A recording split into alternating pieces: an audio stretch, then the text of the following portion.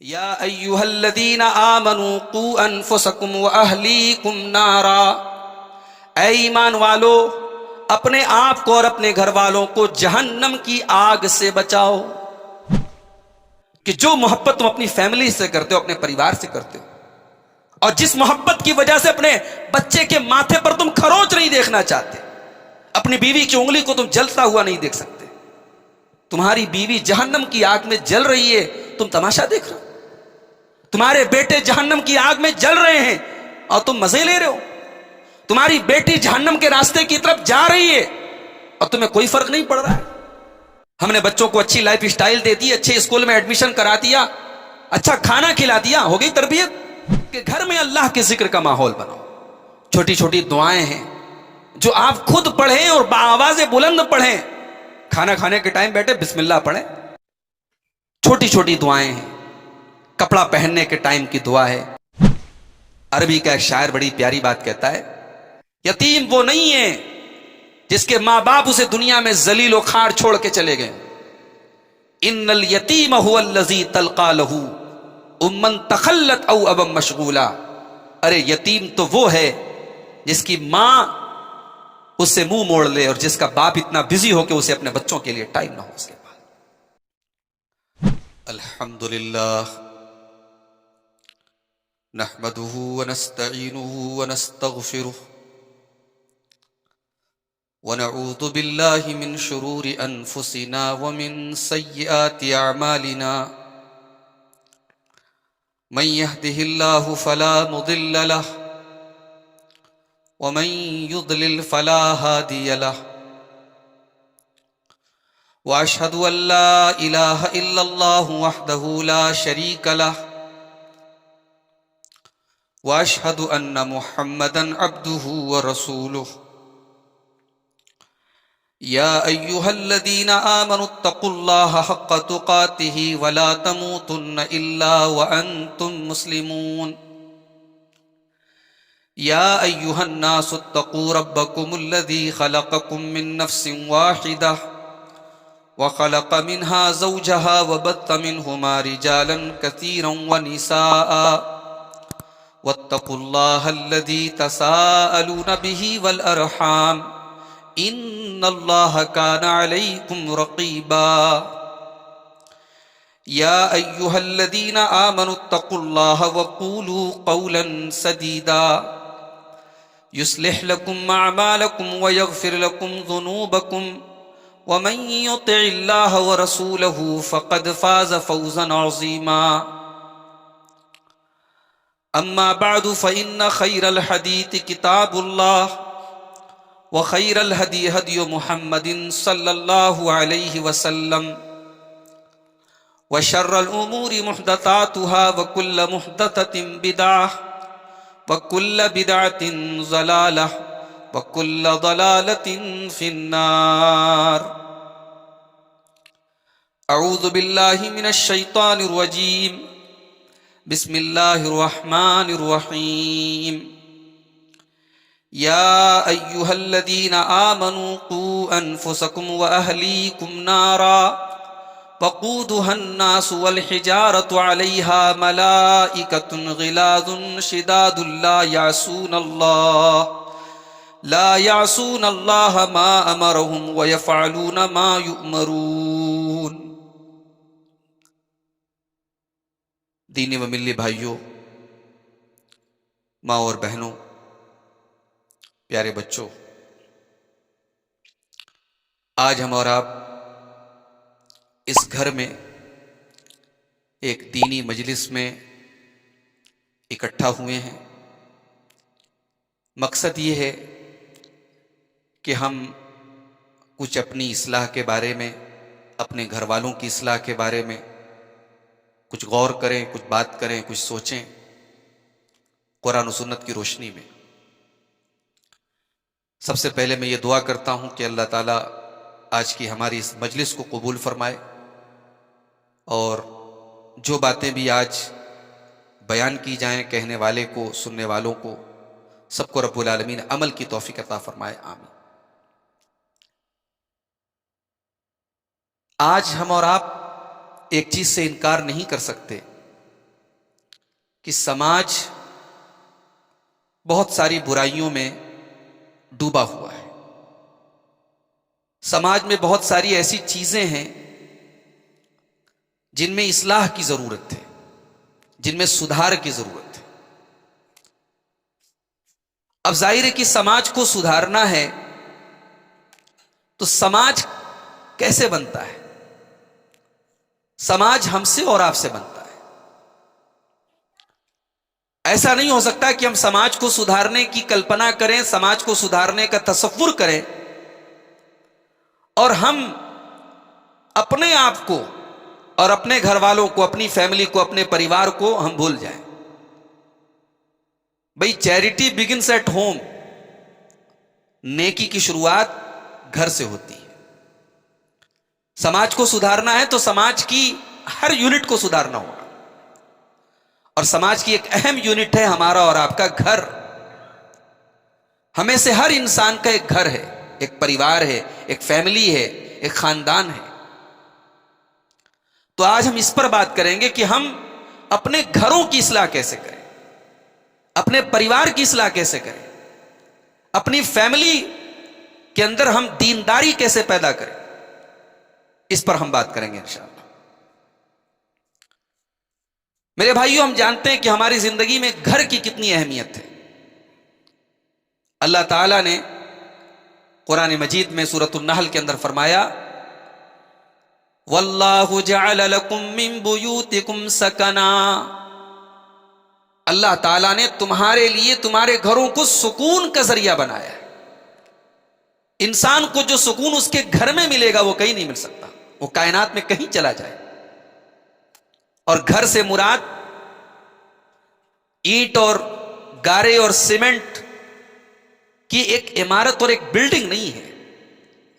گھر سے مراد وہ جگہ ہے جہاں رشتے ہیں، جہاں باپ کی دعائیں ہیں، جہاں ماں کی محبتیں ہیں، جہاں بچوں کی کلکاریاں ہیں، جہاں بیوی کی مسکراہٹ ہے، جہاں رشتوں کی کھٹاس بھی ہے، نوک جھونک بھی ہے، جھگڑے بھی ہیں اور پھر ملنا بھی ہے. ان سب چیزوں سے مل کر کے گھر بنتا ہے. اگر ایک گھر بڑا عالی شان ہے لیکن اس گھر کے اندر رشتوں کی قدر نہیں ہے، اس گھر میں اپنا پن نہیں ہے، اس گھر میں ہر انسان اپنی دنیا میں جیتا ہے، باپ کو اولاد کی فکر نہیں، اولاد کو ماں باپ کی فکر نہیں، بیوی کو شوہر سے کوئی مطلب نہیں، بچوں کو ماں باپ سے کوئی مطلب نہیں، تو وہ گھر گھر نہیں ہے میرے بھائی. تو اللہ تعالیٰ نے جس گھر کو سکون کا ذریعہ کہا ہے، یہ وہ گھر ہے جو رشتوں سے بنتا ہے، جو پیار سے بنتا ہے، جو محبت سے بنتا ہے. اللہ نے فرمایا واللہ جعل لکم من بیوتکم سکنا. اللہ نے تمہارے گھروں کو سکون کا ذریعہ بنایا. ایک انسان اگر اپنے گھر سے دور ہے، یہ امتحان ہے. کوئی چاہ کر اپنے گھر سے دور نہیں رہنا چاہتا. رہنے کو لوگ فارن میں رہتے ہیں، گلف میں کام کرتے ہیں، سعودی میں رہتے ہیں، دبئی میں رہتے ہیں. آدمی سمجھتا ہے اور بڑی چکا چوند کی زندگی ہے، فلاں صاحب دبئی میں کام کرتے ہیں، فلاں صاحب سعودی میں کام کرتے ہیں. کوئی اس کے دل سے جا کے پوچھے، باپ کا جنازہ ہے وہ شامل نہیں ہو پا رہا ہے، بچے کی پیدائش ہو رہی ہے خوشی کے ٹائم وہ گھر پہ نہیں ہے، بہن کی شادی ہے وہ چاہ کر کے شریک نہیں ہو پا رہا ہے. کتنے خوشی کے وہ پل ہوتے ہیں جس میں انسان شریک ہونا چاہتا ہے، نہیں ہو پاتا. انسان کا اپنے گھر میں ہونا بہت بڑی نعمت ہے، اور گھر سے محروم ہونا، گھر سے دور ہونا، یہ بڑی محرومی کی بات ہے، بڑی بدنصیبی کی بات ہے. اللہ کے رسول کے دور میں مدینہ میں ایک قبیلہ تھا، بنو نذیر، یہودیوں کا قبیلہ تھا. اس قبیلے کے لوگوں نے مسلمانوں کے ساتھ غداری کی. اللہ کے نبی صلی اللہ علیہ وسلم نے فیصلہ کیا کہ اس قبیلے کو جلا وطن کر دیا جائے، ان کو مدینہ سے نکال دیا جائے. اب جب یہ قبیلہ نکالا جانے لگا مدینہ سے، تو اب یہ گھر سے جب جا رہے تھے تو دروازے توڑ رہے تھے تاکہ ہمارے بعد کوئی ان دروازوں کو یوز نہ کر سکے. اپنے گھر کی دیواریں توڑ رہے تھے، اپنے گھر کے یعنی اپنے گھر کے فرنیچرز، اپنے گھر کی چیزیں توڑ رہے تھے. اللہ نے اس کا ایک نقشہ کھینچا ہے قرآن کے 28ویں پارے میں. وہاں اللہ نے ایک بڑی پیاری بات بیان فرمائی، یخربون بیوتہم بایدیہم وایدی المؤمنین. اللہ نے کہا دیکھو عذاب دیکھو ہمارا کیسا ان کے اوپر اترا کہ اپنے ہی ہاتھوں سے اپنے گلستان کو اجاڑ رہے. انسان کو اگر ایسی نوبت آ جائے کہ اپنا بنایا ہوا گھر خود سے اجاڑنا پڑے، یہ تو اللہ کا عذاب ہے. اللہ نے کہا کہ دیکھو اپنے گھروں کو اپنے ہاتھوں سے، مومنوں کے ہاتھوں جو تکلیف پہنچ رہی ہے وہ تو ہے ہی ہے، اپنے ہاتھوں سے اپنے گھروں کو توڑ رہے ہیں، اجاڑ رہے ہیں، برباد کر رہے ہیں. تو بھائیوں، گھر کا ہونا یہ بڑی نعمت کی چیز ہے. اور یہاں ایک بات اور نوٹ کر لیجیے، آج کی اس بزی لائف میں ہمیں اور آپ کو اپنے گھر والوں کے لیے وقت نکالنا چاہیے. کتنے گھر ایسے ہیں جہاں باپ اور بچوں کے بیچ میں بہت کم نوبت آتی ہے کہ کمیونیکیشن ہوتا ہو. باپ بزی ہے، باپ جاب کرتا ہے، باپ بزنس کرتا ہے، رات کو 10 بجے وہ گھر آتا ہے اور صبح جب وہ سو کر کے اٹھتا ہے بچے اسکول جا چکے ہوتے ہیں. بھائی ایسا پیسہ کس کام کا بھائی کہ بچے باپ کے پیار سے محروم ہو جائیں. ہم نے بچوں کو اچھی لائف سٹائل دے دی، اچھے اسکول میں ایڈمیشن کرا دیا، اچھا کھانا کھلا دیا، ہو گئی تربیت. تف ہے ایسی زندگی پر، لعنت ہے ایسی زندگی پر. بچوں کو اپنے جیتے جی ہم یتیم بنا رہے ہیں، بچوں کو ہم ٹائم نہیں دے رہے. اور پھر جو ٹائم تھوڑا بہت ہمارے پاس تھا تو ماشاءاللہ وہ ہم نے سوشل میڈیا میں اور واٹس ایپ اور فیس بک اور انسٹاگرام اور اللہ بلا دنیا بھر کی چیزوں میں ہم صرف کر رہے ہیں. عربی کا ایک شاعر بڑی پیاری بات کہتا ہے، لیس الیتیم من انتہا ابواہ من حم الحیات وخلفاہ ذلیلا. یتیم وہ نہیں ہے جس کے ماں باپ اسے دنیا میں ذلیل و خوار چھوڑ کے چلے گئے. ان الیتیم هو الذی تلقا لہ امن تخلت او ابا مشغولا. ارے یتیم تو وہ ہے جس کی ماں اس سے منہ موڑ لے اور جس کا باپ اتنا بزی ہو کہ اسے اپنے بچوں کے لیے ٹائم نہ ہو اس کے پاس. گھر گھر تب ہوتا ہے جب ماں کے لیے، بچوں کے لیے ماں باپ کے پاس ٹائم، جب بچوں کے پاس ماں باپ کے لیے ٹائم. ایک ایسا وقت بھی آتا ہے جب ماں باپ بوڑھے ہو جاتے ہیں، ان کے پاس اب کام نہیں ہے، زندگی کی مصروفیات سے ریٹائر ہو چکے ہیں. اب ان کا جو کمرہ ہے وہ صاحب میوزیم بنا ہوا ہے. ان کے کمرے میں اپنی بزی زندگی میں سے ہفتے میں 1-2 دن، سنڈے کا دن آ گیا، کوئی تہوار کا دن آ گیا تو ہمیں فرصت مل جاتی ہے اپنے باپ کے پاس بیٹھنے کے لیے، اپنی ماں کے پاس بیٹھنے کے لیے. میرے بھائی یہ بدنصیبی کی بات ہے. ماں باپ زندگی کے کسی موڑ پر بھی آپ پہنچ جائیں، کتنی بھی ترقی کر لیں، آپ کی زندگی کتنی بھی بزی ہو جائے، اپنے روزانہ کے 24 گھنٹوں میں 10 ہی منٹ صحیح اپنے ماں باپ کے پاس بیٹھنے کا آپ وقت نکالیں. آپ دنیا کے کامیاب ترین انسان ہیں، تب بھی آپ کے پاس اپنے ماں باپ کے لیے وقت ہونا چاہیے. اسی لیے اللہ تعالیٰ نے جب ماں باپ بوڑھے ہو جائیں تب خاص طور سے یہ کہا کہ تم ان کے لیے ان سے ادب سے بات کرو. اما یبلغن عندک الکبر احدہما او کلاہما فلا تقل لہما اف ولا تنہرہما وقل لہما قولا کریما. تمہارے ماں باپ جب بڑھاپے کو پہنچ جائیں، دونوں پہنچ جائیں یا دونوں میں سے کوئی ایک پہنچ جائے، اللہ نے دونوں کا ذکر بعد میں کیا، کوئی ایک کا ذکر پہلے کیا. یہ بھی غور کرنے کی بات ہے. اللہ نے یہ نہیں کہا کہ تمہارے ماں باپ دونوں بوڑھے ہو جائیں یا کوئی ایک بوڑھا ہو جائے، اللہ نے کوئی ایک کا ذکر پہلے کیا. اما یبلغن عندک الکبر احدہما، جب تمہارے ماں باپ میں سے کوئی ایک بڑھاپے کو پہنچ جائے، او کلاہما یا دونوں پہنچ جائیں. اللہ نے ایک کا ذکر پہلے کیا. کیوں کیا اللہ نے ایسا؟ کیونکہ بوڑھے ماں باپ اگر دونوں باحیات ہیں، دونوں زندہ ہیں، تو دونوں ایک دوسرے کا سہارا ہے. میاں بیوی کے رشتے کی حقیقت میں سب سے بڑی اہمیت تو سب سے زیادہ اہمیت سمجھ میں آتی ہے عمر کے اس پڑاؤ پہ. اب وہاں اصل اٹیچمنٹ جو ہوتا ہے میاں بیوی کا وہ ہوتا ہے مینٹل اٹیچمنٹ. ایک دوسرے سے جو ذہنی سکون ملتا ہے وہ اس عمر میں ملتا ہے. وہاں پھر فزیکل ریلیشن شپ کا کوئی مطلب نہیں رہتا ہے. اب اس عمر میں اگر ماں باپ میں سے کوئی ایک چلا جائے تو پھر جو ایک بچتا ہے نا وہ بڑا بے سہارا ہو جاتا ہے. اس کی حالت جو ہے وہ بڑی قسم پرسی کی ہو جاتی ہے، بڑی قابل رحم ہو جاتی ہے۔ اللہ نے اس بیچارے کا ذکر پہلے کیا جو ایک بچا ہے۔ اللہ نے کہا کہ دونوں میں سے کوئی ایک بوڑھا ہو جائے یا دونوں بوڑھے ہو جائیں، بھئی ماں باپ جوان ہے تب بھی ان کی عزت کرنی ہے، ماں باپ ادھیڑ ہے تب بھی عزت کرنی ہے، مگر ماں باپ جب بوڑھے ہو گئے تب اللہ نے کہا فلا تقل لهما اف۔ اب یہ تمہاری آزمائش کا ٹائم ہے، اب یہ جنریشن گیپنگ کا ٹائم ہے، اب ان کی باتیں تلخ بھی ہوں گی، ان کے فیصلے غلط بھی ہوں گے، وہ بلا وجہ بھی تمہیں ڈانٹیں گے، تمہارے صحیح کاموں کو بھی غلط کہیں گے، تو اب یہ تمہیں اپنے اوپر کنٹرول کرنے کا ٹائم۔ فلا تقل لهما اف، انہیں تم اف نہ کہنا، ولا تنہرهما، انہیں ڈانٹنا نہیں، ان سے تیز آواز سے بات نہ کرنا، وقل لهما قولا کریما، ان سے ادب سے بات کرنا۔ یہ چیزیں میرے بھائیوں ہمیں نہیں سمجھ میں آتی ہیں، مگر جب ہم خود باپ بنتے ہیں، جب ہم خود اس پیریڈ سے گزرتے ہیں، تب ہمیں احساس ہوتا ہے۔ رات میں 2 بجے میری بچی مجھے اٹھاتی ہے، پاپا مجھے واش روم جانا ہے، پاپا مجھے ٹھنڈا لگ رہا ہے، پاپا میری طبیعت خراب ہے۔ باپ رات کو 2 بجے اپنے بچوں کے لوٹ جاتا ہے۔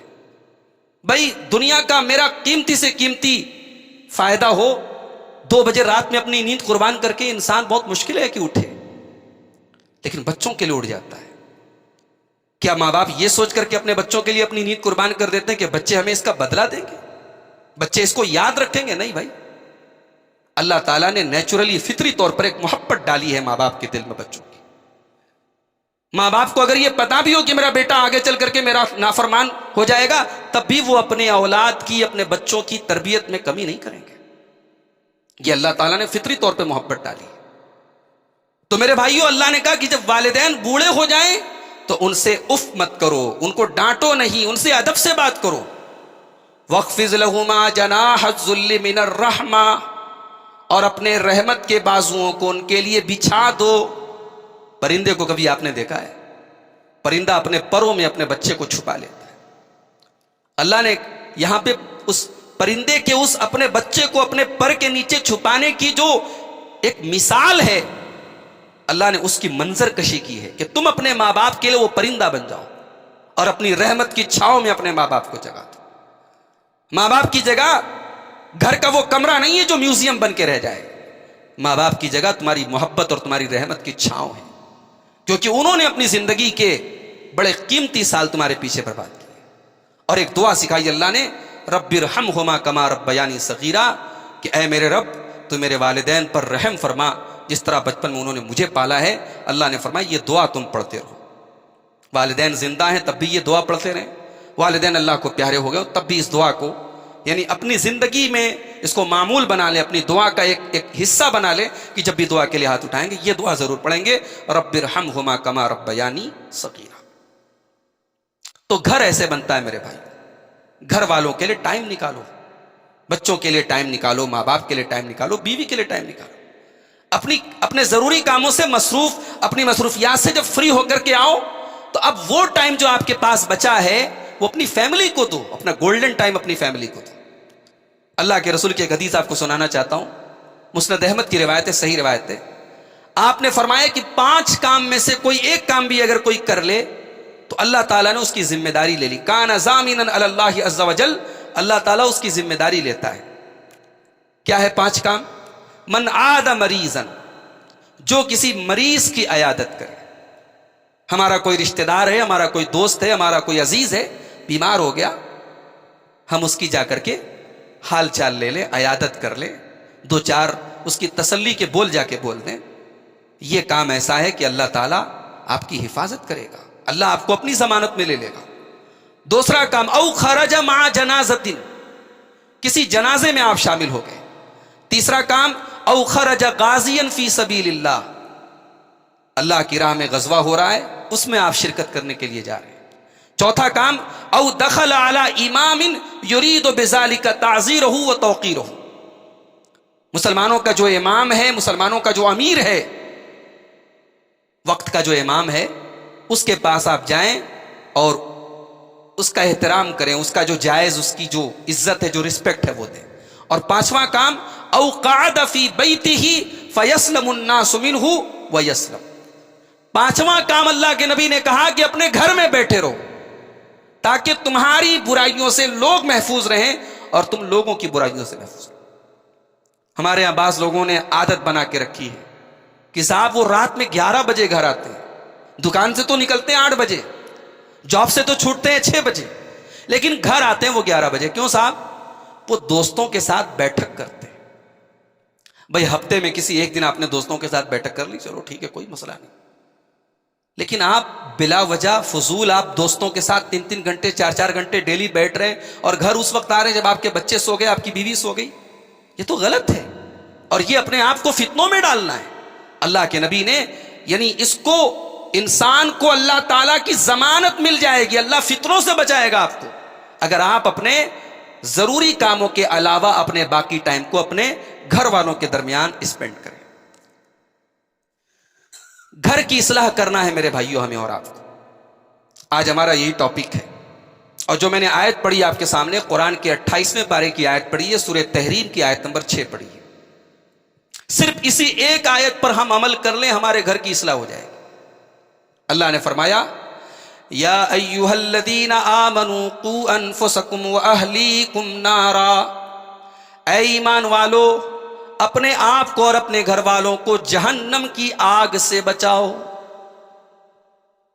اللہ نہ کرے اگر ہمارے گھر میں کبھی کوئی ایسا حادثہ ہو جائے کہ کوئی آگ لگنے کا کوئی شارٹ سرکٹ ہو گیا, کوئی گیس سلنڈر لیک ہو گیا, اللہ نہ کرے, اللہ ہم سب کی حفاظت کرے. انسان تو دہل جاتا ہے بھئی پتہ لگ جائے کہ ہمارا بچہ آگ کی زد میں, ہماری بیوی آگ کی زد میں ہے, انسان صرف سن کر کے دہل جائے گا. انسان کی یہ فطرت ہے, انسان اپنے پریوار سے محبت کرتا ہے, اپنے بچوں سے محبت کرتا ہے. اپنے بچوں کے ماتھے پر ایک خروچ ہم نہیں دیکھ سکتے. بچے ذرا سا گر جاتے ہیں, چوٹ لگ جاتی ہے, ان کھیل کود میں مائیں رونے لگتی ہیں, باپ فکر مند ہو جاتا ہے. اللہ نے ہماری اس محبت کو اپیل کرتے ہوئے کہا کہ جو محبت تم اپنی فیملی سے کرتے ہو, اپنے پریوار سے کرتے ہو, اور جس محبت کی وجہ سے اپنے بچے کے ماتھے پر تم خروچ نہیں دیکھنا چاہتے, اپنی بیوی کی انگلی کو تم جلتا ہوا نہیں دیکھ سکتے, تمہاری بیوی جہنم کی آگ میں جل رہی ہے, تم تماشا دیکھ رہے ہو, تمہارے بیٹے جہنم کی آگ میں جل رہے ہیں اور تم مزے لے رہے ہو, تمہاری بیٹی جہنم کے راستے کی طرف جا رہی ہے اور تمہیں کوئی فرق نہیں پڑ رہا ہے. اللہ نے ہماری اس محبت کو ہمیں یاد دلایا ہے. اے ایمان والو اپنی اور اپنے گھر والوں کی فکر کرو, اپنے آپ کو اور اپنے گھر والوں کو جہنم کی آگ سے بچاؤ. وقودها الناس والحجارہ, جہنم کی آگ پیٹرول اور ڈیزل سے اور LPG گیس سے نہیں جلے گی, اس کا ایندھن تو انسان اور پتھر ہوں گے.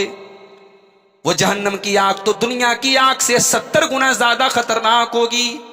علیہا ملائکۃ غلاظ شداد لا یعصون اللہ ما امرہم, اس جہنم کے جو داروغہ ہوں گے, اس جہنم کے جو کیئر ٹیکر ہوں گے, جو فرشتے اس کے چوکیدار ہوں گے, وہ اتنے سخت ہوں گے, اتنے ہارڈ ہوں گے, وہ کسی کے ساتھ کوئی مروت نہیں کریں گے, وہ وہی کریں گے جس کا ان کو آرڈر دیا گیا ہوگا. یہ صرف ایک آیت کافی ہے گھر کی اصلاح کرنے کے لیے. دل میں جب یہ جذبہ پیدا ہو جائے کہ دنیا کی آگ سے میں اپنے آپ کو جلتا نہیں دیکھ سکتا, اپنے بچوں کو جلتا نہیں دیکھ سکتا, تو جہنم کی آگ سے کیسے جلتا دیکھ سکتا. بڑی اچھی بات ہے فجر کی نماز میں ہم اٹھ کر کے ٹھنڈے ٹھنڈے پانی سے وضو بنا کر کے مسجد میں جا کے نماز پڑھ رہے ہیں, بڑی اچھی بات ہے. اللہ کا تقویٰ ہے, اللہ کا ڈر ہے. کون اپنے سردی کے موسم میں اپنا گھر چھوڑ کے, اپنا بستر چھوڑ کے, اپنا گرم کمرہ چھوڑ کے جاتا ہے؟ بھائی اللہ کا ڈر ہے جو ہم سے کروا رہا ہے. مگر یہ اچھی بات نہیں ہے کہ آپ جا رہے ہیں, آپ کی محترمہ سو رہی ہیں, آپ کے بچے سو رہے ہیں. یہ آپ کی تربیت کی وہ کمی ہے جس کے بارے میں اللہ تعالیٰ کل قیامت کے دن آپ سے پوچھے گا. اللہ کے نبی تو کہتے ہیں تمہارے بچے 7 سال کے ہو جائیں انہیں نماز کی پابندی کراؤ, اور 10 سال کے ہو جائیں اور نماز نہ پڑھیں تو ان کی پٹائی کرو. ہمارے یہاں 15 سال 18 سال کے جوان بچے ہیں, ہم اس پر سیٹسفائیڈ ہے کہ صاحب وہ بزنس اچھا کر رہا ہے, پڑھائی اچھا کر رہا ہے, دنیا کا کام اچھے طریقے سے کر رہا ہے, ہم اس پر خوش ہیں, اس پر مطمئن ہیں. ہمیں اس کی کوئی فکر نہیں کہ ہمارا بیٹا ہمارے پیٹ پیچھے کیا کیا کر رہا ہے, وہ نماز پڑھ رہا ہے کہ نہیں پڑھ رہا ہے، اس کا کیریکٹر کیسا ہے، اس کا لوگوں کے ساتھ بیہیویئر کیسا ہے، وہ کہاں کہاں جا رہا ہے، کیا کیا کھا رہا ہے، کیا کیا پی رہا ہے.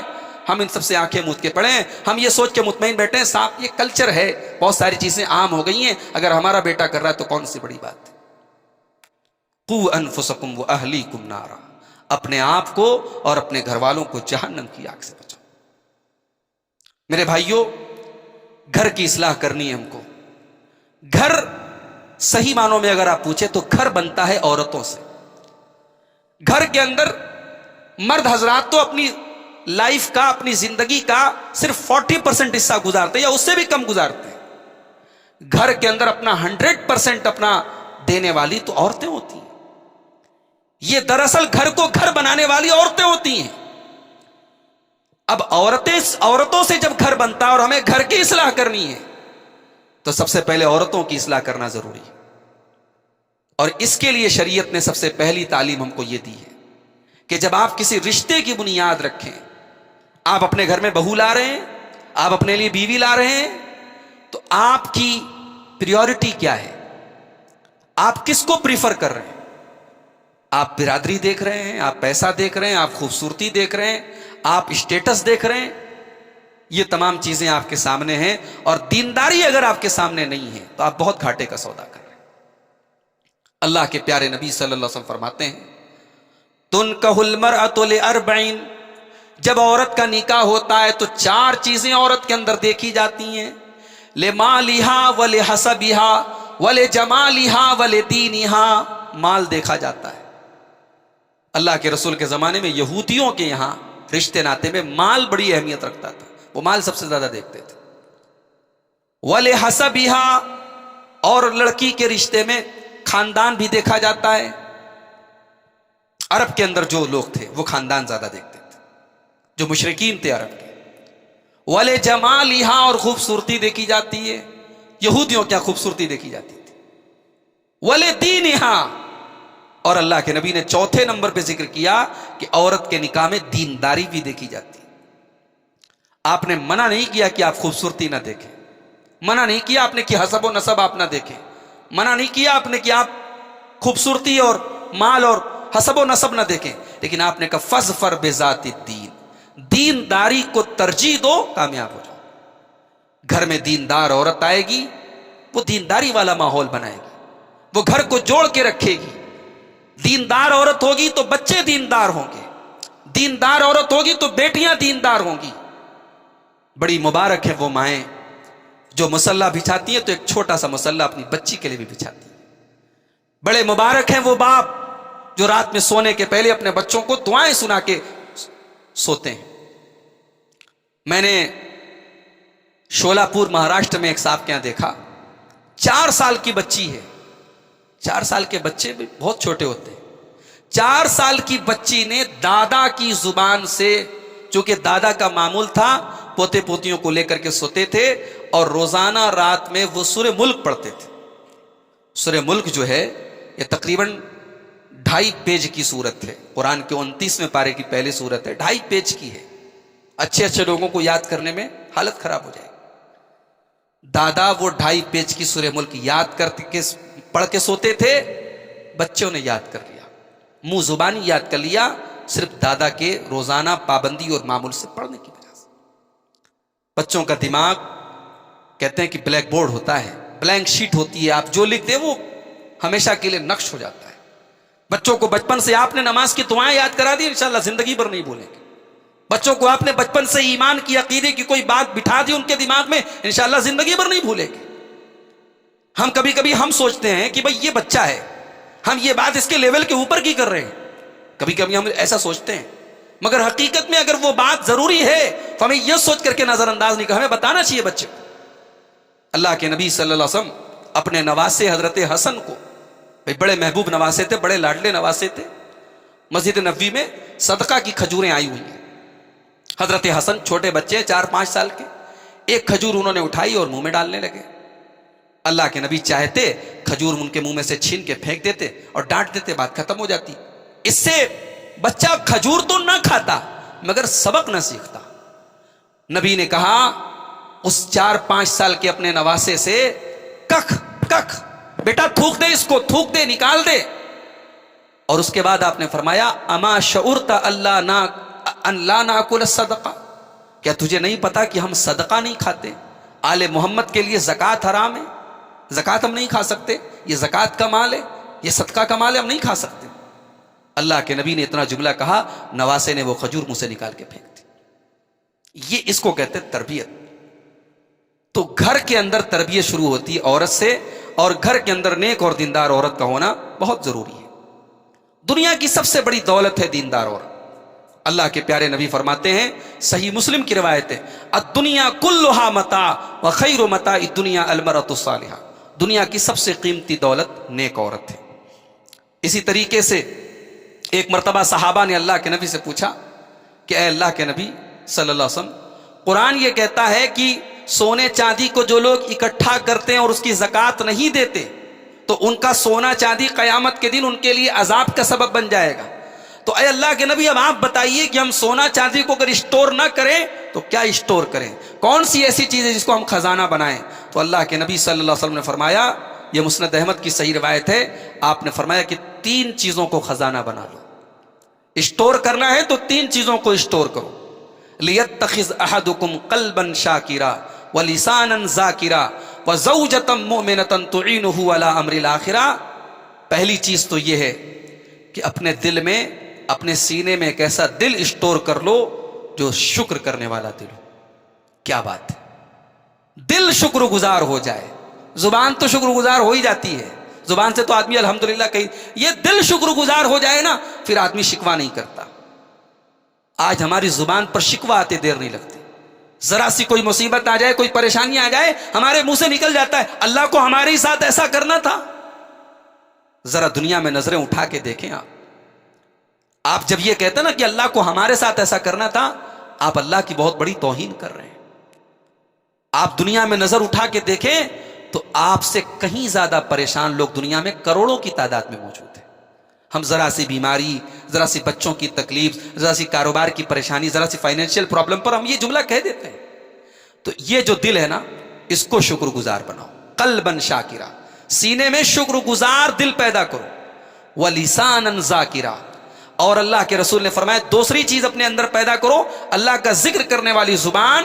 اور تیسری چیز وَزَوْجَةً مُؤْمِنَةً تُعِينُهُ عَلَىٰ أَمْرِ الْآخِرَةِ، اور ایسی نیک بیوی لے کر کے آؤ جو آخرت کے کاموں میں آپ کی مدد کرے. بھائی دنیا میں انجوائمنٹ کرا رہی ہے، دنیا میں تفریح کر رہے ہیں آپ میاں بیوی، وہ تو تمام بیویاں کر رہی ہیں. بیوی ایسی لاؤ کہ جو آخرت کے سلسلے میں آپ کی مدد کرے. آپ سگریٹ پیتے ہوں، آپ کی سگریٹ چھڑواتے. آپ فجر کی نماز میں نہ اٹھتے ہوں، آپ کو اٹھانے کی عادت ڈالتے. ایسی بیوی لے کر کے آؤ. اور دوسری چیز جو گھر کی اصلاح کے تعلق سے بہت ضروری ہے کہ گھر میں اللہ کے ذکر کا ماحول بناؤ. چھوٹی چھوٹی دعائیں ہیں جو آپ خود پڑھیں اور بآواز بلند پڑھیں. کھانا کھانے کے ٹائم بیٹھے بسم اللہ پڑھیں، کھانا کھا لیں الحمدللہ حمدا کثیرا طیبا مبارکا غیر مخفی ولا مودع ولا مستغنی عنہ ربنا. یہ دعا اللہ کے نبی پڑھتے تھے کھانا کھانے کے بعد. آپ بآواز بلند پڑھیں، بچے یاد کر لیں گے. چھوٹی چھوٹی دعائیں ہیں. کپڑا پہننے کے ٹائم کی دعا ہے. اسی طریقے سے گھر سے جب نکلنے لگے اور گھر میں داخل ہونے لگے اللہ کا نام لے لیں. گھر میں داخل ہو رہے بسم اللہ پڑھ کے داخل ہو. کیا فائدہ ہے اس سے؟ ایک تو گھر میں اللہ کا ذکر ہو رہا ہے. سب سے بڑی بات ہے بھائی آپ کے گھر کی آکسیجن ہے اللہ کا ذکر. جس گھر میں اللہ کا ذکر نہ ہو رہا ہو وہ گھر ڈیتھ ہے، ڈیڈ ہے، وہ گھر مردہ ہے وہ. اور یہ بات میں نہیں کہہ رہا ہوں، یہ بات جناب محمد رسول اللہ صلی اللہ علیہ وسلم فرماتے ہیں. آپ نے فرمایا کہ جس گھر میں اللہ کا ذکر کیا جائے وہ گھر زندہ ہے، اور جس گھر میں اللہ کا ذکر نہ کیا جائے وہ گھر مردہ ہے. صحیح مسلم کی روایت ہے.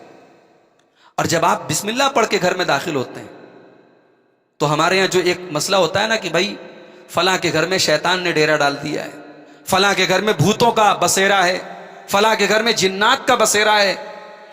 یہ بسم اللہ پڑھ کے آپ داخل ہوں گے. اللہ کے پیارے نبی فرماتے ہیں کہ جیسے ہی انسان بسم اللہ پڑھ کے گھر میں انٹر ہوتا ہے شیطان کہتا ہے لا مبیت لکم ہاہنا، یہاں اب ہمارے اشتے کرنے کی جگہ نہیں ہے، اب یہاں ہم رہ نہیں سکتے، کیونکہ یہ اللہ کا نام لے کے گھر میں داخل ہو رہا ہے. اور جب آپ کھانے کے ٹائم بسم اللہ پڑھتے ہیں تو شیطان کہتا ہے کہ لا عشاء ہاہنا، اب یہاں ڈنر بھی نہیں ملے گا. عربی میں ڈنر کو عشاء بولتے ہیں, عشاء رات کے وقت کو بولتے ہیں اور عشاء ڈنر کو بولتے ہیں. تو بولا یہاں ڈنر بھی نہیں ملے گا, کھانا بھی نہیں ملے گا. تو آپ کے ایک بسم اللہ کے اندر یہ طاقت ہے. اللہ کے ذکر کا ماحول گھر میں بناؤ. گھر سے آپ نکلیں, بسم اللہ توکلت علی اللہ لا حول ولا قوت الا باللہ, بس یہ پڑھ لیں. 5 سیکنڈ بھی نہیں لگا آپ کو پڑھنے میں, لیکن آپ نے یہ پڑھ لیا. اب آپ نے اپنے آپ کو پروٹیکشن میں لے لیا, اللہ تعالیٰ کی سرکشا کے گھیرے میں آپ نے اپنے آپ کو لے لیا. اللہ کے نبی فرماتے ہیں کہ جب یہ دعا پڑھ کے بندہ نکلتا ہے, بسم اللہ توکلت علی اللہ لا حول ولا قوت الا باللہ, تو فرشتے جو ہے وہ کہتے ہیں کہ اب تو اللہ کے حفاظت کے دائرے میں آ گیا. قد کفیت و وقیت, اب تو اللہ کی حفاظت میں اور اللہ کے ڈیفنس میں, اللہ کی سیکیورٹی میں تو آ گیا. اور شیطان سب ادھر ادھر چلے جاتے ہیں کہ اب اس کا ہم کچھ بگاڑ نہیں سکتے. تو گھر میں ذکر کا ماحول بنائیں میرے بھائی, گھر میں نماز کا ماحول بنائیں. ٹھیک ہے مرد کے لیے نماز مسجد میں ہے, مگر اللہ کے نبی نے یہ بھی وضاحت کی ہے کہ آدمی کی سب سے افضل نماز اس کے گھر میں ہے. اب یہ بڑے غور کرنے کی بات ہے. آج تک تو ہم لوگ یہی جانتے تھے کہ مرد جو ہے وہ جماعت سے جا کر کے مسجد میں نماز پڑھے, مگر اللہ کے رسول فرماتے خیر صلاۃ المرء صلاۃہ فی بیتہ, آدمی کی نماز سب سے بہتر اس کے گھر میں ہے. الا المکتوبہ, فرض کو چھوڑ کر کے نفل نمازیں, سنت نمازیں جہاں تک ممکن ہو گھر میں آپ پڑھیں.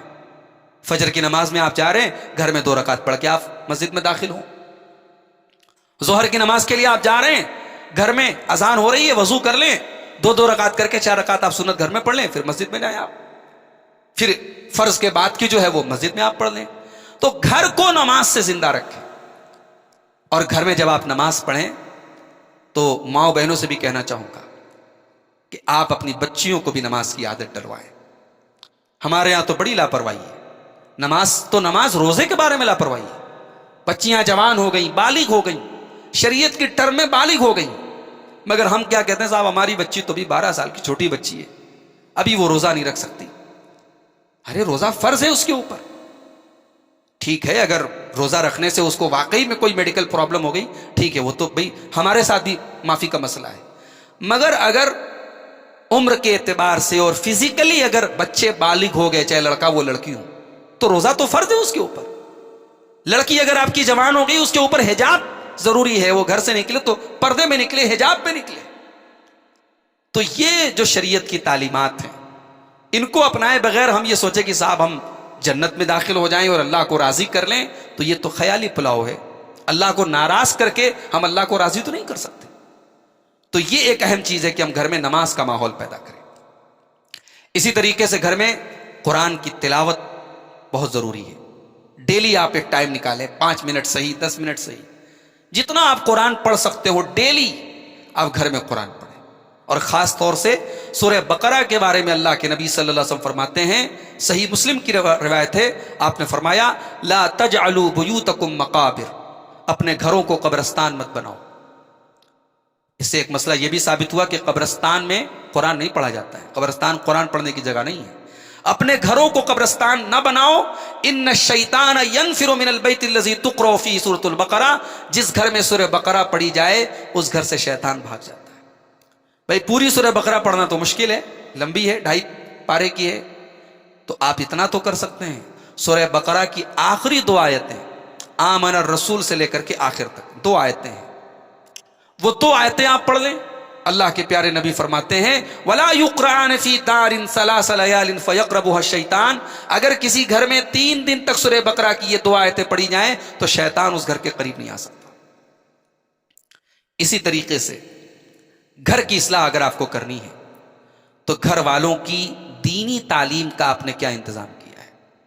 آپ کے بچے تو ماشاءاللہ کانوینٹ میں پڑھ رہے ہیں, ہائر ایجوکیشن حاصل کر رہے ہیں, اعلیٰ تعلیم حاصل کر رہے ہیں, لیکن آپ کے بچے اور بچے کو وضو کا طریقہ نہیں آتا, غسل کے احکام نہیں پتا, توحید کے بارے میں نہیں پتا, قبر کے 3 سوال کیا ہوں گے یہ نہیں پتا, ایمان کی بنیاد نہیں پتا. تو بھائی یہ جو بیسک نالج ہے دین کی, یہ علماء کی اتھارٹی نہیں ہے, یہ صرف ان کو حاصل نہیں کرنا ہے جو کسی دینی مدرسے سے فارغ ہو، عالم ہو اور ان کے نام کے ساتھ مولانا اور علامہ کا ٹائٹل لگا۔ دین کا بیسک علم، دین کی بیسک نالج، دین کا ضروری علم یہ کمپلسری ہے ہمیں سے ہر شخص کے لیے، ہر مرد کے لیے بھی، ہر عورت کے لیے بھی۔ آج ہماری بیٹیاں مرتد ہو رہی ہیں، خبریں آتی ہیں، آنکھوں سے آنسو آ جاتے ہیں، دل غمگین ہو جاتا ہے کہ پورے ملک میں بڑے پیمانے پر ایک پورا جال بچھا کر کے آج ایک بڑی تعداد میں مسلمان لڑکیاں مرتد ہو رہی ہیں، غیر مسلم لڑکوں کے ساتھ فرار ہو رہی ہیں، ان کے ٹریپ کا شکار ہو رہی ہیں، ان کے ساتھ نہ صرف یہ کہ شادی کر رہی ہیں بلکہ اپنے دین اور ایمان سے خارج بھی ہو رہی ہیں۔ یہ سب کچھ ہو رہا ہے، کیوں ہو رہا ہے؟ کیونکہ آج ہماری لڑکیوں کے پاس دین کی تعلیم زیرو ہے۔ ہمارے یہاں ایک بڑی تعداد میں ایک طبقے نے پابندی لگا کے رکھی ہے، صاحب مسجد میں عورتیں نہیں آ سکتی۔ جمعہ کا خطبہ ہو رہا ہے ہفتے میں، امام صاحب تقریر کر رہے ہیں آدھا گھنٹہ 45 منٹ، دین کی باتیں بتا رہے ہیں، مرد حضرات سن رہے ہیں، عورتوں کے لیے کوئی ارینجمنٹ نہیں ہے۔ اللہ کے رسول کے زمانے میں تو عورتیں 5 وقتہ نمازوں میں آتی تھی۔ عید کے موقع پر اللہ کے نبی خطبہ دیتے تھے، پھر سپریٹ آپ عورتوں کے درمیان جا کے الگ خطبہ دیتے تھے، وہ بھی عیدگاہ میں آتی تھی۔ ہم نے فتنہ ہے بڑا خراب دور ہے، ہم نے یہ کہہ کے عورتوں کی عید کی نماز پر پابندی لگا دی، جمعہ کے اندر ان کے آنے پر پابندی لگا دی۔ اب دین کا ڈوز ان کو کہاں ملے گا بھائی؟ دین کی نالج نہ کے برابر ہے عورتوں کے اندر، لڑکیوں کے اندر۔ نبی کے زمانے میں تو یہ حال تھا کہ مدینہ کے انصار کی عورتیں ڈائریکٹ اللہ کے رسول کے پاس آتی تھی اور ایسے ایسے مسائل پوچھتی تھی کہ مرد حضرات بھی دانتوں تلے انگلی دبا لیں گے۔ حضرت عائشہ کہتی ہیں کہ انصار کی عورتیں بڑی بہترین عورتیں ہیں، لا یمنعہن الحیاء ان یتفقہن فی الدین، وہ دین سیکھنے کے معاملے میں شرماتی نہیں ہیں۔ شرم و حیا اپنی جگہ ہے، دین سیکھنے کا جہاں معاملہ ہے وہ شرماتی نہیں۔ تو عورتوں تک دین کی تعلیم پہنچانا بہت ضروری ہے۔ آئیے ایک حدیث آپ کو سناتا ہوں۔ اللہ کے پیارے نبی صلی اللہ علیہ وسلم فرماتے، یہ صحیح بخاری کی روایت ہے، کتاب العلم کے اندر امام بخاری لائے ہیں۔ اللہ کے نبی نے فرمایا کہ 3 لوگ ایسے ہیں جن کو ڈبل ثواب ملے گا، 3 لوگوں کو ڈبل ثواب ملے گا۔ نمبر 1، کوئی اہل کتاب ہے، یہودی ہے، کرسچین ہے، عیسائی ہے، اور وہ مسلمان ہو گیا، اس کو ڈبل ثواب ملے گا۔ کیوں؟ آمنا بنبیہ و آمنا بمحمد صلی اللہ علیہ وسلم، وہ اپنے نبی کے اوپر بھی ایمان لایا اور آخری نبی کے اوپر بھی ایمان لایا، اپنے نبی پر بھی ویسا ایمان لایا جیسا ایمان لانا چاہیے، اور ہمارے نبی پر بھی، آخری نبی پر بھی ایمان لایا، اس کو اللہ تعالیٰ ڈبل ثواب دے گا۔ اور دوسرا آدمی والعبد المملوک، اس دور میں غلام ہوتے تھے، وہ غلام جو اپنے آقا کا بھی حق ادا کرے اور اللہ کا بھی حق ادا کرے، اپنے رب کا بھی حق ادا کرے اور دنیا میں اپنے آقا کا بھی حق ادا کرے، ایسے غلام کو بھی اللہ تعالیٰ ڈبل ثواب دے گا۔ اور تیسرا آپ نے فرمایا وَرَجُلٌ كَانَتْ عِنْدَهُ أَمَةٌ، اس دور میں کنیزیں ہوتی تھی، لونڈیاں ہوتی تھی غلامی کے دور میں۔ آپ نے فرمایا کسی کے گھر میں کوئی لونڈی ہے، اس نے اس کو ادب سکھایا اور اچھا ادب سکھایا، اس کو تعلیم دی، فَأَحْسَنَ تعلیم، اچھی تعلیم دی، اور پھر اس کو آزاد کر کے اس سے نکاح کر لیا، اس کو ڈبل ثواب ملے گا۔ اب اس حدیث میں اللہ کے نبی نے فیملی کا ذکر نہیں کیا، بچوں کا ذکر نہیں کیا، لیکن امام بخاری نے اس حدیث پر جو چیپٹر جو قائم کیا ہے، جو جس چیپٹر میں اس حدیث کو لائے ہیں، وہ کیا ہے؟ باب تعلیم الرجل امتہ و اہلہ، آدمی اپنی فیملی کو دین کی تعلیم دے اور اپنی لونڈی کو دین کی تعلیم دے۔ امام بخاری نے فیملی کا ذکر پہلے کیا۔ امام بخاری بتانا یہ چاہتے ہیں کہ اگر اپنی لونڈی کو، اس دور میں لونڈیاں رہتی تھیں، ان کا ایک سسٹم تھا، اگر اپنی لونڈی کو دین کی تعلیم دینے والا ڈبل ثواب پا رہا ہے، تو اپنے بچوں اور اپنی فیملی اور اپنی بیوی اور اپنی بیٹی اور اپنے گھر کی عورتوں کو دین کی تعلیم دینے والوں کو کتنا ثواب ملے گا؟ تو اپنی فیملی کو دین کی تعلیم دینے کے بارے میں ہم سب یعنی سنجیدگی سے غور کریں اور سوچیں کہ ہماری بیٹیاں، ہماری بیوی کے پاس دین کا کتنا علم ہے۔ اسی طریقے سے گھر میں کبھی کبھی نیک لوگوں کو دعوت دیں۔ دعوت سے مراد کھانے کی دعوت نہیں، دعوت سے مراد ان کو بلائیں۔ آپ کے گھر میں نیک لوگ آئیں، اہل علم آئیں، ان کی نصیحت کی، ان کی دین کی باتیں گھر والے سنیں، تو اس سے بھی اصلاح ہوتی ہے۔ اللہ کے نیک بندے اس بات کی بھی فکر کرتے کہ میرے گھر میں کون آ رہا ہے۔ حضرت نوح علیہ الصلوۃ والسلام دعا کرتے ہیں اللہ کی بارگاہ میں، قرآن کے 29ویں پارے میں اللہ نے ان کی دعا کو نقل کیا. وہ دعا کرتے ہیں رب اغفر لی ولوالدی ولمن دخل بیتی مؤمنا، پروردگار مجھے بخش دے، میرے والدین کو بخش دے، اور جو بھی مومن میرے گھر میں آئے. یہاں حضرت نوح علیہ السلام نے اپنے گھر میں آنے والے کے لیے کنڈیشن لگائی کہ میرے گھر میں مومن جو آئے اے اللہ تو اس کو بخش دے. تو گھر میں مومن اور متقی اور نیک لوگوں کو بلایا جائے. ایسے لوگوں کی سنگت اور ایسے لوگوں کی کمپنی سے گھر کے ماحول پر اثر پڑتا ہے. اسی طریقے سے ایک سسٹم گھر کا یہ بھی بنائیں کہ گھر میں کوئی بھی ایرا غیرہ نتھو خیرہ نہ چلا ہے. جو شریعت کا ایک نظام ہے کہ کسی کے گھر جاؤ اجازت لے کے جاؤ، جس کو شریعت میں کہتے ہیں استئذان، اجازت طلب کرنا. اور پوری شریعت کا کے اندر پوری رولنگز ہے کہ اجازت آپ کو کیسے لے کے آنا ہے. بھئی آج ہمارے یہاں گھنٹی لگی ہے، ڈور بیل ہے. ڈور بیل یہ اجازت کا الٹرنیٹ نہیں ہے. ڈور بیل بجانے کے بعد بھی گھر کا مالک جب سامنے آئے تو ہمیں سلام کرنا ہے، السلام علیکم ورحمۃ اللہ کہنا ہے، جو اسلام کا اجازت لینے کا طریقہ ہے. اور یہ طریقہ کیوں ہے؟ تاکہ ہر آدمی کی اپنی ایک پرائیویسی ہے. ہم ڈائریکٹ بغیر اجازت کسی کے گھر میں داخل ہو جائیں، ہو سکتا ہے وہ کسی ایسی پوزیشن میں ہو کہ ہمارا وہاں جانا ٹھیک نہیں تھا. تو اللہ کے رسول کے زمانے میں جب اتنی ترقی یافتہ دنیا نہیں تھی، زناکاری اور بدکاری سے روکنے کے لیے اللہ کے نبی نے اور قرآن نے اور شریعت نے یہ تعلیم دی کہ کسی کے گھر میں جاؤ تو اجازت لے کے جاؤ.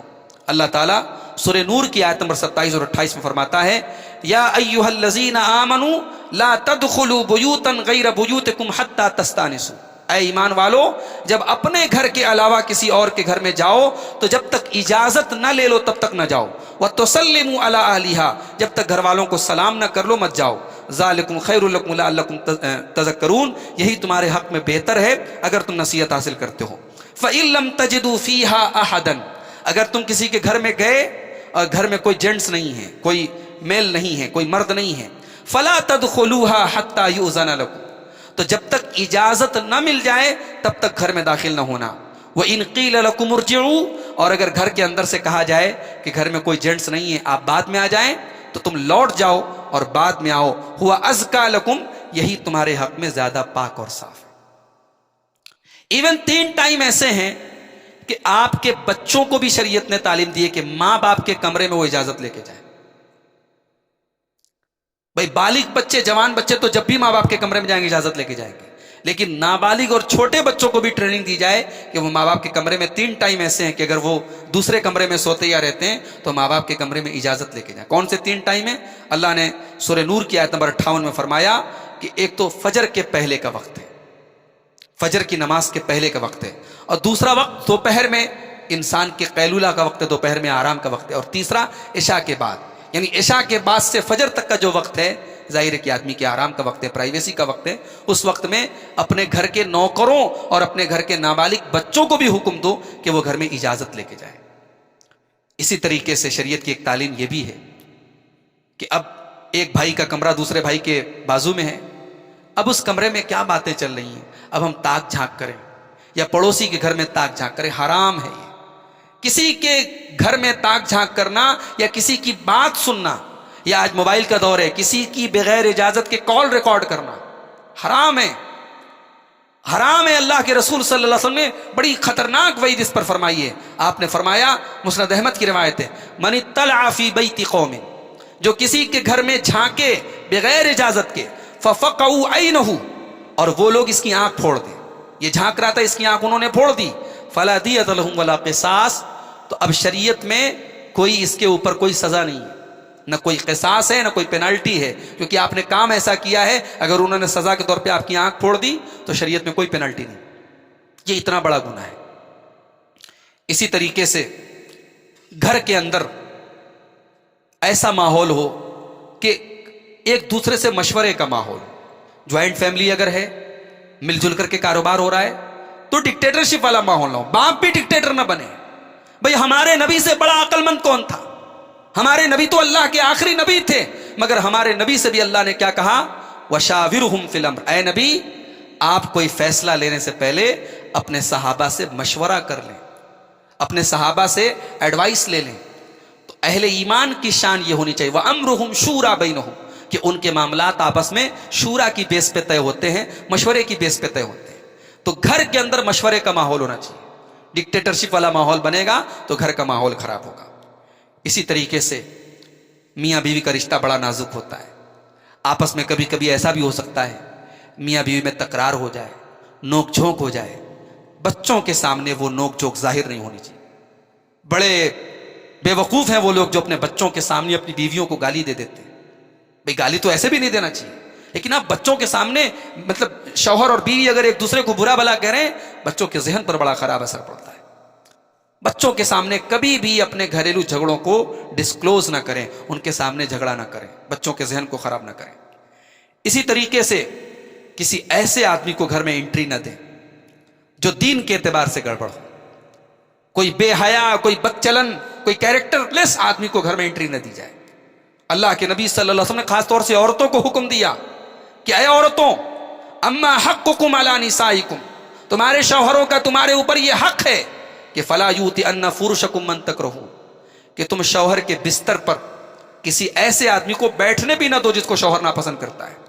ولا یأذن فی بیوتکم لمن تکرہون, اور مرد کا حق ایک عورت کے اوپر یہ بھی ہے کہ وہ گھر کے اندر کسی ایسے آدمی کو انٹری نہ دے جس کو شوہر پسند نہیں کرتا ہے. بھائی سنگت کا بڑا اثر پڑتا ہے. آپ بڑے اچھے ہیں, بہت نیک ہیں, لیکن آپ کے دوست لوگ اگر سگریٹ پیتے ہیں تو آپ اگر ایسے لوگوں کے ساتھ اٹھیں گے بیٹھیں گے تو سگریٹ کے متعلق تھوڑا سا سافٹ کارنر آپ کے اندر آ جائے گا. یہ فیکٹ ہے, یہ تجربے کی بات ہے. آپ جس مزاج اور جس نیچر کے لوگوں کے ساتھ اٹھیں گے بیٹھیں گے وہ نیچر آپ سائلنٹلی اڈاپٹ کر لیں گے, بڑی خاموشی کے ساتھ اپنا لیں گے آپ. میں اس کی ایک مثال دیتا ہوں آپ کو. اونٹ جو ہوتا ہے, اونٹ بڑا اڑیل جانور ہوتا ہے. اونٹ کے بارے میں کہا جاتا ہے کہ اونٹ تیری کون سی کل سی تھی. اب اونٹ کے جو مالک ہوتے ہیں وہی لوگ اونٹ کو سنبھال لیتے ہیں, ہر آدمی اونٹ کو نہیں سنبھال سکتا. اللہ کے نبی ایک حدیث میں فرماتے ہیں کہ اونٹ کو پالنے والے کے اندر سختی ہوتی ہے اور بکریوں کے پالنے والے کے اندر نرمی ہوتی. یہ صحیح روایت ہے. الکبر والخیلاء, آپ نے فرمایا تکبر اور گھمنڈ ہوتا ہے اونٹ کو پالنے والوں کے اندر, اور والسکینۃ فی اہل الوبر, اور یہ جو بھیڑ اور بکریاں ہوتی ہیں ان کے پالنے والوں کے اندر نرمی ہوتی ہے. علماء نے کہا کہ ایسا کیوں ہے؟ ایسا اس لیے ہے کہ وہ جو پالنے والے ہوتے ہیں, جو چروائے ہوتے ہیں, وہ اس جانور کے ساتھ جب رہتے ہیں اسی مزاج کے ہو جاتے ہیں. سور کھانے والے جو ہوتے ہیں, پورک جو لوگ لیتے ہیں, ان کے مزاج میں سوروں کے جیسی بے حیائی اور بے شرمی آ جاتی ہے. انسان جس جانور کا گوشت کھاتا ہے اس کا اثر پڑتا ہے انسان کے اوپر. تو اب آپ اس سے اندازہ لگائیں کہ انسان کے اوپر کمپنی اور صحبت کا کتنا اثر پڑتا ہے.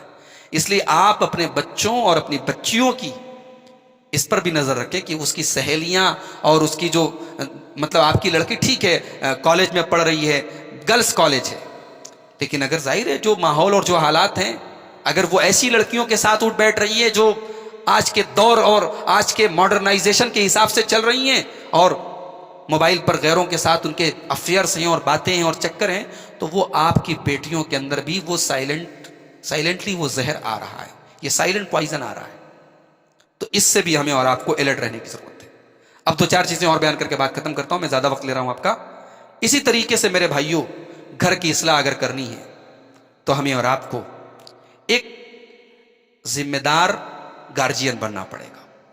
ہم گھر کے گارجین ہیں تو ہمیں اللہ نے ایک ذمہ داری ہمارے اوپر ڈالی ہے.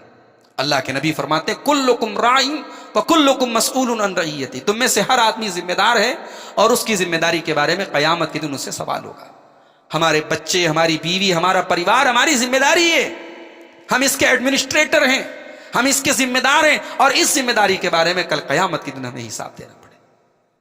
بھئی گھر گرہستی میں کھانے پینے میں کوئی کمی رہ گئی تو اللہ تعالیٰ کے وہ تو معاف ہو جائے گی, مگر بچے اور بچیاں اگر ہمارے دین سے دور ہو رہے ہیں, اللہ سے دور ہو رہے ہیں, ہمارے گھر میں ایسے کام ہو رہے ہیں جو شریعت کی نظر میں حرام ہے, تو ہم تو پھر اللہ کو کیا جواب دیں گے؟ تو اس پر ہمیں اور آپ کو غور کرنے کی ضرورت ہے. اسی طریقے سے گھر میں محبت کا ماحول پیدا کریں. کچھ اگر غلط بھی ہو جائے, کچھ اگر بچے اور بچیوں سے غلطی ہو جائے, بیوی سے غلطی ہو جائے, تو محبت اور نرمی کے ساتھ ہینڈل کریں. اللہ کے پیارے نبی صلی اللہ علیہ وسلم فرماتے ہیں, مسند احمد کی روایت ہے کہ جب اللہ تعالیٰ کسی گھر میں نرمی کو داخل کر دے, اللہ تعالیٰ جس گھر کے ساتھ بھلائی چاہتا ہے اس گھر میں نرمی کو داخل کرتا ہے. بعض لوگ ہوتے ہیں ان کا مزاج بڑا سخت ہوتا ہے، بڑے کھڑوس ہوتے ہیں، بچوں کو کبھی پیار نہیں کرتے. بچوں کو پیار کرنا نبی کی سنت ہے. بھئی ٹھیک ہے، آپ کے اگر مزاج میں ایک سیریسنس ہے، ایک سنجیدگی ہے، آپ بڑے سنجیدہ ہیں، بڑے خشک مزاج ہیں، وہ سب باتیں اپنی جگہ ہیں، مگر بیوی کے ساتھ ہنسی مذاق یہ تو نبی کی سنت ہے. اللہ کے نبی نے حضرت جابر سے کہا کہ اے جابر تم نے نکاح کر لیا؟ کہا ہاں نکاح کر لیا، شادی کر لی.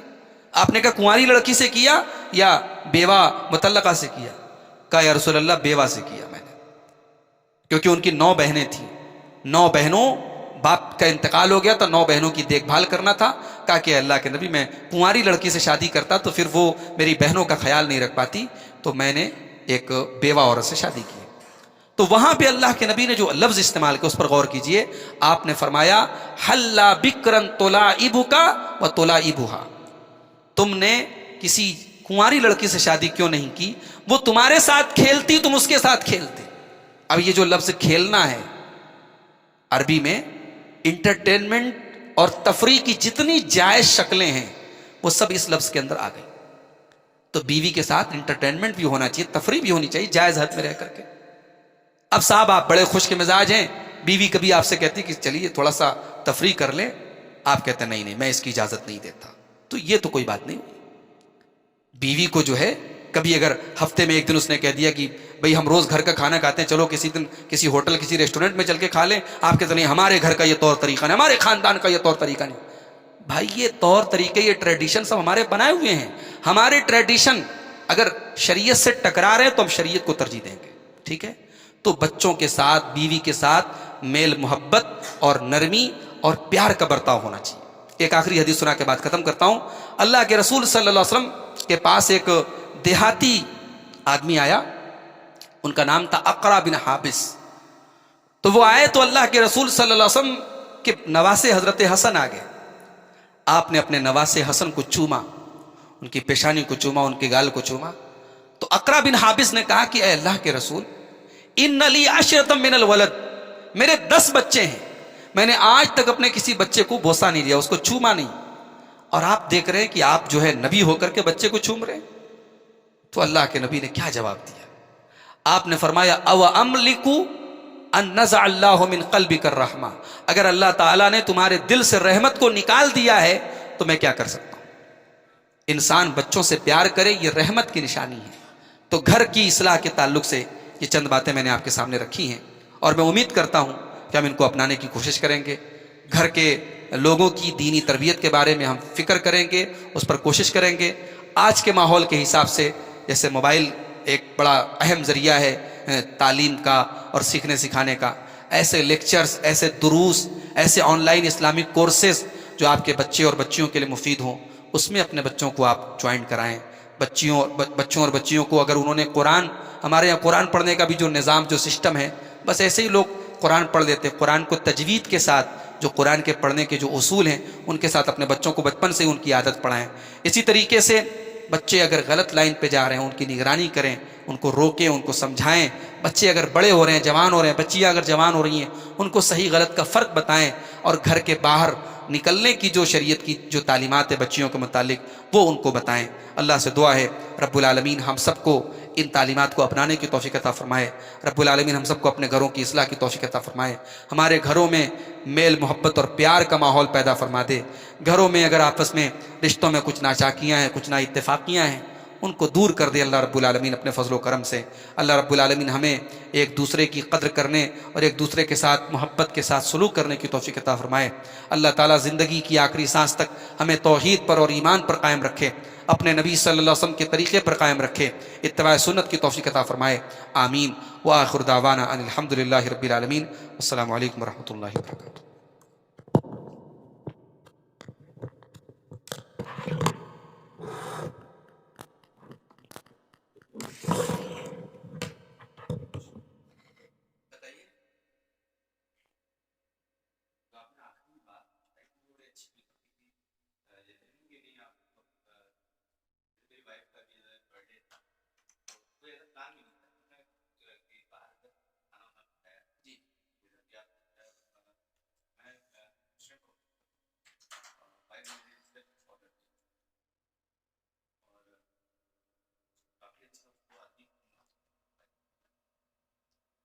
بچے ہمارے ہیں, ہمارے بیٹا ہے 4 ایئرس, اور ہمارے ساتھ ہماری بھانجی رہتی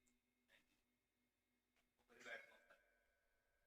تو ہوتا کیا ہے کہ جیسے ہم لوگ اپنے بچے کو چاہتے ہیں, اچھا میری بہت اچھی تربیت والی تعلیم کی جی, مجھے اتنا پتا ہے کہ میں بےحد ایمانداری کا کام کر رہا ہوتا ہوں, یہ مجھے پتا ہے, میں نہیں دیتا ہوں اور چیزیں بہتری کی کوشش کرتا ہوں. نہیں بول سکتا میں اپنے پڑھنے, لیکن جہاں تک ہوتا ہے کوشش کرتا ہوں. یہ نہیں لگتا ہے کہ اگر نہیں میں نے پوری قرآن کو پڑھی تو بھی ڈر بنا رہتا ہے.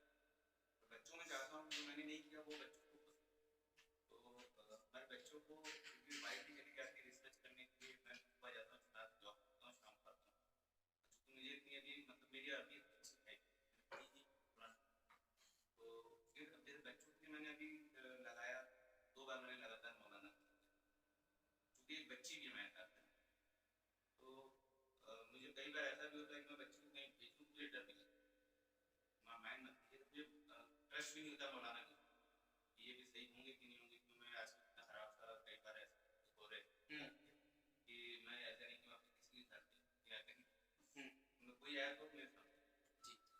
کبھی کبھی 2 بار میں مولانا کو چینج کرنا پڑا, وہ اتنا کم سا ٹائم دینا, یا تو سو رہے ہوتے ہیں یا تو مطلب ایسا ہوتا ہے بیٹھانے کا کام کرتے ہوتے ہیں.